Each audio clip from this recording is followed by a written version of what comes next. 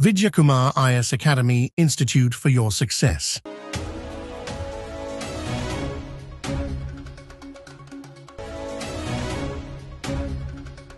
News பேப்பரில் எடுத்தோடனே political news தான் வந்து. ஸோ அதனால் ஃபஸ்ட் பேஜில் நமக்கு ஒன்றும் நோட் பண்ணுற மாதிரி ஒரு பாயிண்ட்டும் கிடையாது. நமக்கு எக்ஸாம் பாயிண்ட் ஆஃப் வியூவில் வந்து ஜஸ்ட் தெரிஞ்சுக்கலாம் என்ன நடக்குது அப்படின்னு சொல்லிட்டு ஹெட்லைனை ரீட் பண்ணுறதோட முடிச்சுக்கோங்க. மற்றபடி அதுக்குள்ளே போயிட்டு ரொம்ப டீட்டெயிலாக படிக்கிறது அப்படின்றது தேவையில்லாதது அப்படின்னு பார்க்குறோம். டைம் வேஸ்ட் ஆகும். ஏன்னா இப்போ நமக்கு அடுத்து குரூப் 1 எக்ஸாம் இருக்குது, அடுத்து குரூப் 4 இருக்குது.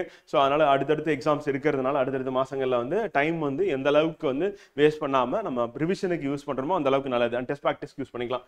ஸோ ஸ்ட்ரெயிட்டாக நம்ம தலையங்கத்தில் இருக்கக்கூடிய திருக்குறள் தான் படிக்க போகிறோம். ஸோ தலையங்கம் எதை பற்றி பேசியிருக்காரு அப்படின்னா வந்து இந்தியாவில் இருக்கக்கூடிய நக்சல் தீவிரவாதத்தை பற்றி பேசியிருக்காங்க. அதனுடைய தோன்றல், அதனுடைய வளர்ச்சி எப்படி இருந்ததுன்னு சொல்லிட்டு வந்து ஸோ அந்த அளவுக்கு நம்ம போக வேண்டியதில்லை. வந்து மெயின்ஸ் பாயிண்ட் ஆஃப் வியூவில் நமக்கு வந்து இம்பார்ட்டன்ட் வந்து சோசியல் இஷ்யூஸ் அப்படின்ற பிரச்சனையில் வந்து பார்த்தீங்கன்னா நக்சல் தீவிரவாதத்தை பற்றி நம்ம படிக்கிற மாதிரி இருக்கும். குரூப் 1ல அது தேவைப்படும். அண்ட் குரூப் 2 மெயின்ஸ்லையும் நமக்கு வந்து தேவைப்படும். பட் ப்ரிலிம்ஸ் பாயிண்ட் ஆஃப் வியூவில் நமக்கு பெருசாக அதில் வந்து கேள்வி இருக்காது. வெண்மை எனப்படுவது யாது எனின் உண்மை உடைய யாம் என்னும் செருக்கு அப்படின்னு பார்க்குறோம். புல்லறிவு என்று சொல்லப்படுவது யாது என்றால் யாம் அறிவுடையும் என்று ஒருவன் தன்னைத்தானே மதித்து கொள்ளும் செருக்காகும் அப்படின்னு சொல்லி சொல்றாங்க வந்து. அப்ப வெண்மை எனப்படுவது யாது எனின் வந்து உண்மை உடையாம் என்னும் செருக்கு அப்படின்றாரு. அப்ப புல்லறிவு அப்படின்றது சொல்லப்படுவது யாது என்றால் யாம் அறிவுடையோம் என்று ஒருவன் தன்னைத்தானே மதித்துக் கொள்ளும் செருக்காக வள்ளுவர் வந்து சொல்றாரு. அதான் புல்லறிவுமை அப்படின்னு அதிகாரத்துல சொல்றாரு அப்படின்னு பார்க்குறோம். ஸோ நம்ம தேர்வு நோக்கில் இந்த குறள் அப்படின்றது லெஸ் இம்பார்ட்டன்ட் கூட நம்ம எடுத்துக்கலாம். வந்து நமக்கு முக்கியமான குறள் அப்படின்னு நம்ம எடுத்துட்டோம் அப்படின்னா வந்து பெரும்பாலும் நமக்கு எங்க இருந்து வரும் அப்படின்னா பொறுப்பாளர் இருந்து வரக்கூடியதா வந்து இருக்கும் அப்படின்னு சொல்லி பார்க்குறோம். அது பொறுப்பாளர் முதல்ல இருக்கக்கூடிய ஒரு 25 அதிகாரங்கள் அப்படின்றது நமக்கு மிக முக்கியமானது அப்படின்னு பார்க்குறோம். அடுத்து ஆசிய வளர்ச்சி வங்கி வந்து இந்தியாவுக்கு வந்து கடன் கொடுக்க இருக்காங்க. ஸோ அது வந்து எவ்வளவு கடன் வந்து அளிக்க இருக்கிறாங்க அப்படின்றது நமக்கு எக்ஸாம் பாயிண்ட் ஆஃப் இம்பார்ட்டன்ட் வந்து.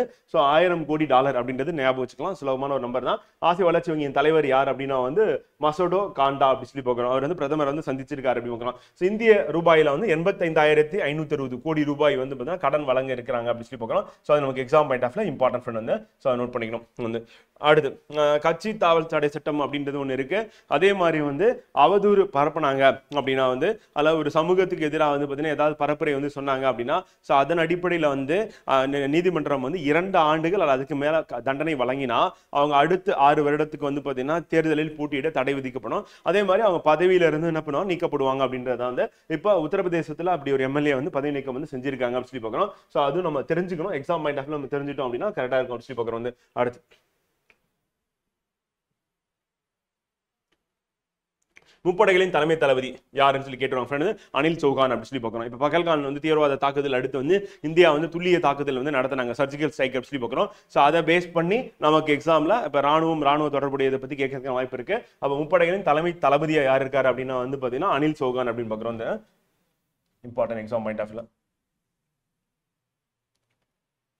அடுத்து இந்தியாவின் மிகப்பெரிய முதலீட்டாளர் சிங்கப்பூர் அப்படின்னு பார்க்குறோம். இது நமக்கு எக்ஸாம் பாயிண்ட் ஆஃப் மிக முக்கியம். அப்கமிங் எக்ஸாம்ஸ்லாம் நம்ம கரண்ட் அஃபேர்ஸ் பேஸ் பண்ணி கொஸ்டின் கேட்டாங்க அப்படின்னா எக்கனாமிக்ஸ்ல கேட்கறதுக்கான வாய்ப்பு இருக்கு. 2024-25 நிதியாண்டில் சுமார் $1,500 கோடி வந்து 1.2 லட்சம் கோடி வந்து பார்த்தீங்கன்னா முதலீட்டுடன் கடந்த 7 ஆண்டுகளாக இந்தியாவின் மிகப்பெரிய அந்நிய நேரடி முதலீட்டாளராக சிங்கப்பூர் தொடர்கிறது. அப்ப சிங்கப்பூர் வந்து பார்த்தீங்கன்னா கன்சிக்யூட்டிவா தொடர்ந்து 7 ஆண்டுகளாக மிகப்பெரிய அந்நிய நேரடி முதலீடுலாம் இருக்கு அப்படின்னு பார்க்குறோம். அப்போ லார்ஜஸ்ட் வந்து ஃபாரின் டைரக்ட் இன்வெஸ்ட்மெண்ட் அப்படின்னு எங்க இருந்து வருது அப்படின்னா வந்து அந்நிய நேரடி முதலீடு அப்படின்னு சிங்கப்பூர்ல இருந்து வருதுன்னு பார்க்குறோம். ஸோ அது இம்பார்ட்டன்ட். 2024-25 நிதியாண்டில் இந்தியாவுக்கு கிடைத்துள்ள வெளிநாட்டு நிதி வந்து 13% அதிகரித்து வந்து $5,000 கோடி உயர்ந்துள்ளது அப்படின்னு பார்க்குறோம். ஸோ அதுவும் நம்ம தெரிஞ்சுக்க வேண்டிய ஒன்றா வந்து இருக்கு அப்படின்னு பார்க்குறோம். இந்த லிஸ்ட் வந்து கொடுத்துருக்காங்க. இதுல முதல் இடம் யாருன்னா சிங்கப்பூர், 2வது இடம் யாருன்னா மொரீஷியஸ் வந்து அது வந்து 10% வந்து பார்த்தீங்கன்னா அந்நிய நேரடி முதலீட்டுல பங்களிக்குது. சிங்கப்பூர் வந்து 19% பார்க்குறோம். அப்போ முதல் 5 இடங்கள் யார் யார் இருக்கு அப்படின்றது நமக்கு எக்ஸாம்ல क्वेश्चन கேட்பாங்க. So Singapore, Mauritius, America, Netherlands, ஐக்கிய அரபு அமீரகம் அப்படிங்கறோம். சில அமெரிக்கா வந்து 3வது இடத்துல இருக்கு அப்படின்றது இம்பார்ட்டன்ட். 5வது இடத்துல இருக்க ஐக்கிய அரபு அமீரகம் இருக்குல்ல, UAE ன்னு சொல்லுவோம், யுனைடெட் அரபு எமிரேட்ஸ் னு சொல்லிட்டு. சோ அதுவும் நமக்கு எக்ஸாம் பாயிண்ட் ஆஃப்ல இம்பார்ட்டன்ட். பர்சன்டேஜ் பொறுத்தவரை முதல் 2 இடங்கள் பர்சன்டேஜ் நோட் பண்ணிட்டா போதும். மொத்த பர்சன்டேஜ் நமக்கு தேவையில்லை அப்படி சொல்லி பார்க்கறோம். சோ இது நமக்கு காம்படிட்டிவ் எக்ஸாம் பாயிண்ட் ஆஃப் வியூல அண்ட் எகனாமிக்ஸ் பாயிண்ட் ஆஃப் வியூல வந்து நம்ம யூனிட் 5ல வந்து நமக்கு கரண்ட் அஃபேர்ஸ் பேஸ் பண்ணி क्वेश्चन கேட்கறதுக்கான வாய்ப்புகள் இருக்கு அப்படி சொல்லி பார்க்கறோம் ஃப்ரெண்ட்.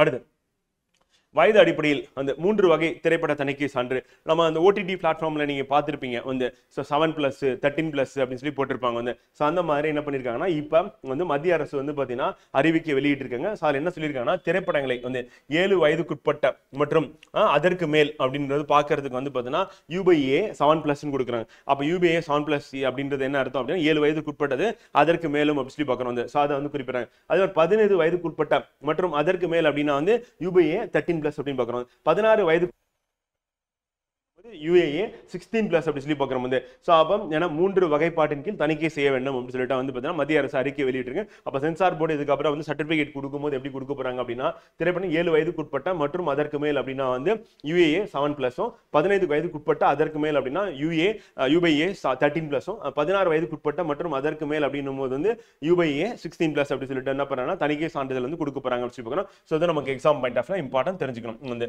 அந்த ஒளிப்பதிவு சட்டம் அப்படின்றது வந்து எப்ப கொண்டு வந்தாங்கன்னா 1952 கொண்டு வந்தாங்க. சோ அதுக்கு கீழ தான் என்ன பண்றாங்கன்னா திரைப்படங்களுக்கு தணிக்கை சான்றிதழ் வழங்கும் வந்து பார்த்தீங்கன்னா விதிகள் வகுக்கப்பட்டுள்ளன அப்படி பார்க்கறோம். இதுக்கு முன்னாடி திரைப்படங்கள் தணிக்கை சான்றிதழ் அப்படின்னும் போது என்னன்னா U சர்டிபிகேட், UBA, அதுக்கப்புறம் A அப்படி சொல்லிட்டு 3 சர்டிபிகேட் வந்து கொடுத்துட்டு இருந்தாங்க. இப்போ அதுல என்ன பண்ண போறாங்க ஏஜ் வந்து மென்ஷன் பண்ண போறாங்க அப்படி சொல்லி பார்க்கணும். அப்ப இந்த தணிக்கை சான்றிதழ் எந்த சட்டத்தின் கீழ வந்து கொடுக்கப்படுகிறதுன்னு கேட்பாங்க. கேட்டாங்கன்னா 1952ஆம் ஆண்டு ஒளிப்பதிவு சட்டம் அப்படின்றது நமக்கு எக்ஸாம் பாயிண்ட் ஆஃப் இம்பார்ட்டன்ட் பண்ணுது. இதை நம்ம நோட் பண்ற மாதிரி இருக்கணும்.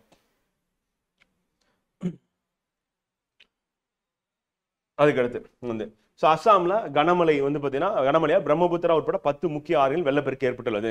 அப்ப பிரம்மபுத்திரா ஆற்றின் வெள்ளப்பெருக்கு அஸ்ஸாம்ல பாயக்கூடிய நதி தான் பிரம்மபுத்திரா. பிரம்மபுத்திரா வந்து இந்தியால அதிகமா எங்க பாயுது அப்படின்னா அஸ்ஸாம் மாநிலத்தில் பாயுதுன்னு சொல்லி பார்க்கணும். அது நமக்கு எக்ஸாம் பாயிண்ட் ஆஃப் இம்பார்ட்டன்ட். அடிக்கடி வெள்ளப்பெருக்கு ஏற்படும். அதனால பாதிக்கப்படும். அதே மாதிரி இந்த ஆண்டு தென்மேற்கு பருவமழை எப்ப தொடங்கியது அப்படின்றது நமக்கு எக்ஸாம்ல டேட்டா கேட்டுருவாங்க. எந்த டேட் தொடங்குச்சுன்னு சொல்லிட்டு மே 24ஆம் தேதி தென்மேற்கு பருவமழை தொடங்கியது அப்படிங்கிறோம். Exam point of very very important அப்படிங்கிறோம். வழக்கமா நமக்கு ஜூன் 1ஆம் தேதி அல்லது ஜூன் முதல் வாரத்துல தான் தொடங்கும்.